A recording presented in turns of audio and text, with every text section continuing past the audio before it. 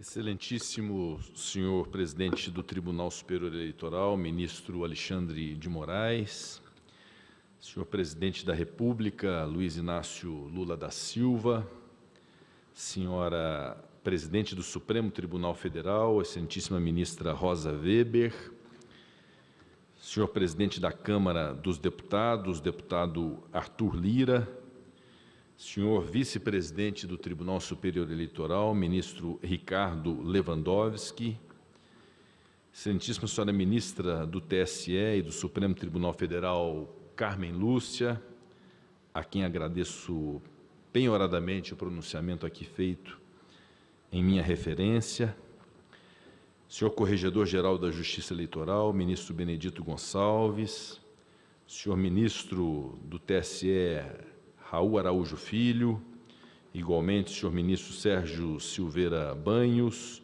ministro Carlos Robac, senhor vice-procurador-geral eleitoral Paulo Gonet, senhor presidente do Conselho Federal da Ordem dos Advogados do Brasil, doutor Beto Simonetti, me permito cumprimentar os senhores ministros de Estado na pessoa do vice-presidente da República e ministro de Estado Geraldo Alckmin, os governadores presentes na pessoa da governadora em exercício do Distrito Federal, Celina Leão, os senhores ex-presidentes do Senado Federal aqui presentes, Mauro Benevides, Edson Lobão, Renan Calheiros, Davi Alcolumbre.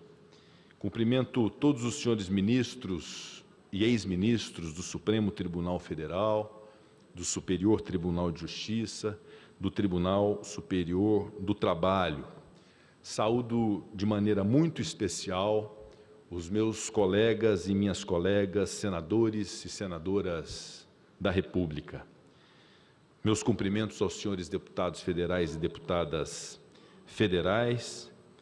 Cumprimento também todos os presidentes de partidos políticos, na pessoa do presidente do meu partido, PSD, Gilberto Kassab, os senhores comandantes das forças, Exército, Marinha e Aeronáutica, os meus respeitos, o senhor presidente do Banco Central, permito-me também um cumprimento mineiro a alguém que tenho como exemplo, ex-senador, ex-governador e ministro do Tribunal de Contas da União, Antônio Anastasia.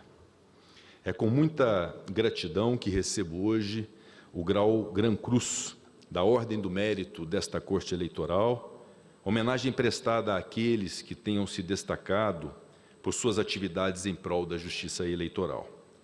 Agradeço a honra de ser contemplado com a admissão na ordem que traz o nome do advogado e político Joaquim Francisco de Assis Brasil, um dos grandes pensadores e mentores da justiça eleitoral do Brasil.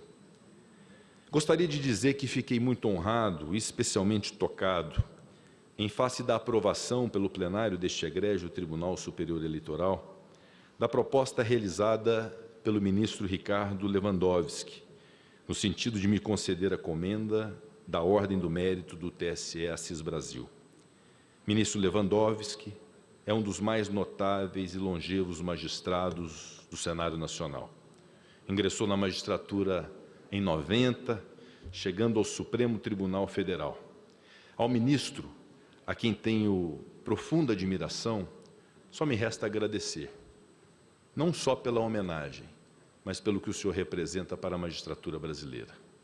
É uma honra receber, por iniciativa de Vossa Excelência, esta comenda tão significativa. Esta homenagem se reveste de um valor inestimável, dado o papel decisivo recentemente desempenhado por esta instituição na manutenção dos valores democráticos de nosso país. Acompanhei de perto a atuação do presidente do Tribunal Superior Eleitoral, o eminente ministro Alexandre de Moraes, e sou testemunha de que Vossa Excelência conduziu o pleito eleitoral absolutamente comprometido com a Constituição Federal e com a legislação pátria. Não poderia deixar de agradecer a minha conterrânea, orgulho de Minas Gerais, ministra Carmen Lúcia, professora da minha querida Pontifícia Universidade Católica de Minas Gerais, onde me formei. agradeço Vossa Excelência pelas gentis palavras que me foram proferidas e que muito me emocionaram.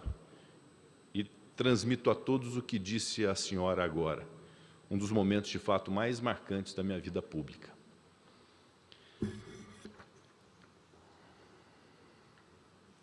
Recebo a distinção não apenas com espírito de gratidão, mas também com muita humildade e consciência do que ela representa e da responsabilidade que ela traz, principalmente após o período conturbado que atravessamos, de elevado tensionamento institucional e no qual houve questionamentos acerca das urnas eletrônicas e da própria isenção da Justiça Eleitoral. Um período infeliz, de reiterados ataques à democracia, que culminaram nos eventos abomináveis do dia 8 de janeiro último. As turbulências políticas pelas quais passamos foram graves. Tal observação é corroborada pelas conclusões do relatório sobre a democracia de 2023, do Vedén Institute, entidade sueca independente, no qual se apontou que o Brasil conseguiu evitar um colapso da sua democracia. Nesse sentido, gostaria de destacar dois fatores que entendo terem sido absolutamente indispensáveis para que a democracia brasileira tenha sido preservada: a confiança no sistema eleitoral e a maturidade institucional de nosso país. O período eleitoral tem especial relevo no contexto democrático. A democracia, como sabemos, pressupõe a realização de eleições livres, periódicas. O rito eleitoral confere protagonismo à vontade popular, ao garantir que os verdadeiros detentores do poder possam livremente escolher seus governantes. As eleições existem para assegurar a legitimidade do poder político, pois os resultados das urnas são a resposta e a materialização da vontade popular. Legitimidade que deve ser reconhecida assim que proclamado o resultado da eleição. A despeito de todos os ataques proferidos contra o sistema eleitoral, o Instituto Datafolha constatou, em meados do ano passado, que cerca de 80% da população confiava nas urnas eletrônicas. Realizadas as eleições, a população brasileira reconheceu o resultado das urnas, entendendo como legítima a apuração realizada por esta Corte.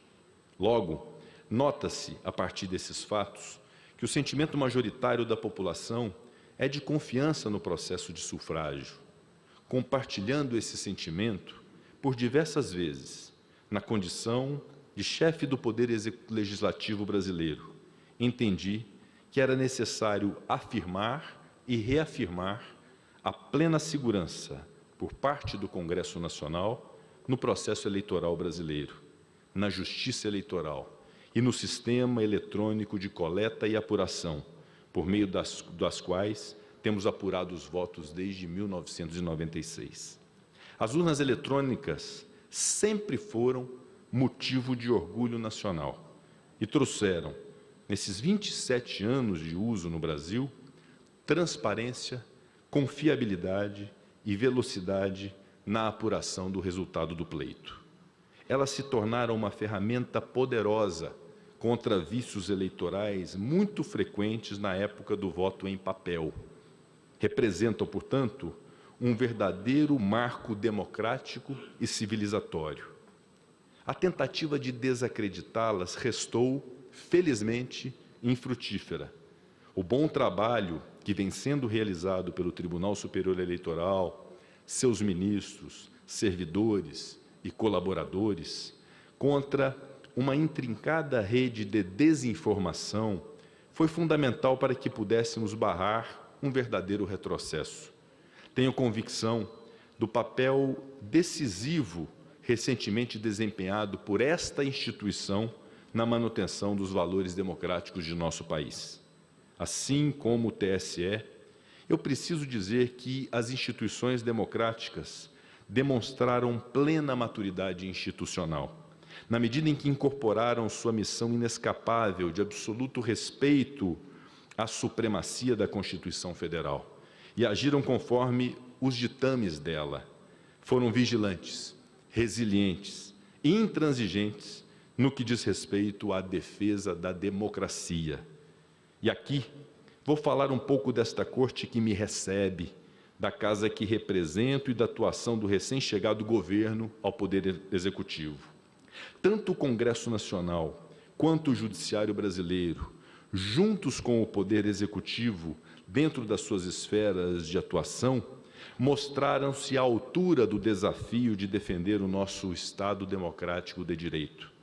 Após o fatídico acontecimento de 8 de janeiro, em que uma minoria tentou tomar de assalto a democracia e o poder, foi realizada uma reunião inédita em caráter emergencial, na qual os chefes de poder e os representantes dos estados brasileiros foram às sedes dos 3 poderes demonstrar solidariedade e, sobretudo, união. O nobre objetivo do encontro era mandar uma mensagem clara para a população brasileira. Estávamos juntos, ali, com o intuito de preservar a democracia e suas instituições. Foi um momento histórico. Passado o ápice da crise, no dia em que a Praça dos 3 Poderes foi atacada, nossa democracia saiu fortalecida. Contudo, é imperativo que nos mantenhamos vigilantes. A defesa da democracia deve ser uma atividade diuturna, constante para todos nós, membros dos poderes da República e agentes públicos. A defesa da democracia pressupõe que nossa atuação seja pautada nos dizeres da Constituição Federal. Os poderes devem ser independentes e harmônicos. A beleza do Estado democrático de direito está justamente na racionalidade e no seu equilíbrio, no sistema de freios e contrapesos. Nesse ponto, aliás, a atuação imparcial e independente do Poder Judiciário é fundamental. Nesses tempos difíceis para a nossa democracia, nesses tempos de transformações sociais tão aceleradas, o Poder Judiciário tem sido uma pedra fundamental de sustentação da nossa organização jurídica, política e institucional. Em especial, digo, a Justiça Eleitoral, cuja missão é garantir o pleito eleitoral e fortalecer a democracia, assegurando a possibilidade de eleições e, repito, é essencial ao processo democrático. Não poderia deixar de referir-me ao Poder Executivo, cuja autoridade máxima nos concede hoje a honra de sua presença. Presidente Lula, na ocasião de sua posse, destaquei que aquele momento representava um sentimento de renovada confiança.